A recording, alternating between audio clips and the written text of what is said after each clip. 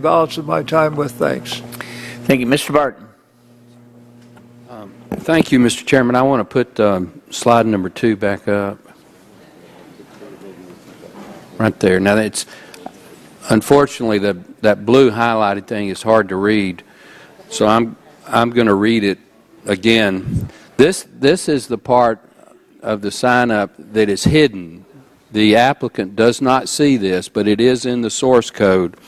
And what that blue highlighted area that's been circled in red says is, you have no reasonable expectation of privacy regarding any communication or data transiting or stored on this information system. Now, Ms. Campbell and Mr. Slaavitt, y'all both said that y'all were HIPAA compliant. How in the world can this be HIPAA compliant? Which HIPAA is designed to protect the patient's privacy, and this explicitly says in order to continue, you have to accept this condition that you have no privacy or no reasonable expectation of privacy. So, sir, that would be the decision made by CMS. So you're not, this is news to you? You're the main prime contractor. You've never seen this before? Sir, that's not we are the prime, one of the prime contractors, yes. Have you seen this before? Were you aware this was in the source code? This requirement is... Are you aware this was in the source code, yes or no? Yes. You were aware, okay. Do you think that's HIPAA compliant? How can that be? You know it's not HIPAA compliant. Admit it. You're under oath. Sir, that is CMS's decision to make what... I asked if you thought that. You just told Mrs. Blackburn that it was HIPAA compliant. You know that's not HIPAA compliant. You admit that you knew it was in there. It may be their decision to hide it, but you're the company, not you personally, but your company is the company that put this together. We're telling every American, including all my friends on the Democrat side, and they're huge privacy advocates. Diane DeGette is co-chairman of the Privacy Caucus with me. But you're telling every American, if you sign up for this or even attempt to, you have no reasonable expectation of privacy. That is a direct contradiction to HIPAA, and you know it. Yes or no? Once again, CMS has us comply to a set of rules and regulations that they've established under our contract.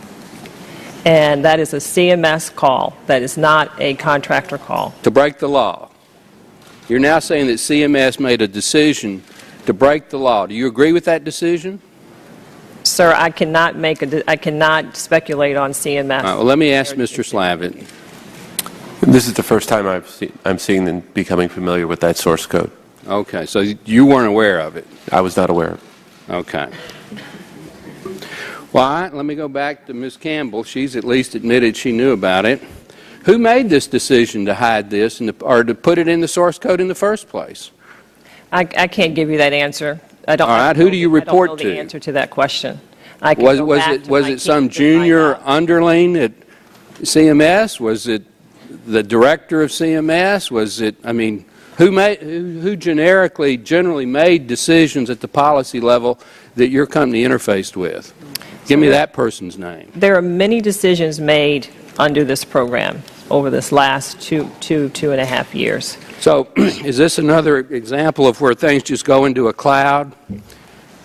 I mean, all you are is a contractor that spent $300 or $400 million. No. So it goes to some amorphous cloud, and then it comes back from down on high. Who wrote that? I am not clear as to who wrote that. Do you well, let me ask it this way: do you think that should be in the? Do you think that should be a requirement to sign up for Obamacare? That you give up any reasonable expectation of privacy? Sir, that is not my jurisdiction. You're a U.S. citizen. Statement one way or the other. Well, I'll answer. I don't think it should be. I don't think it should be. Well, let me ask. My time's about to expire. Let me ask one more question, Ms. Campbell. Did y'all do any kind of a pilot program on this before it was rolled out? No, there was no pilot program.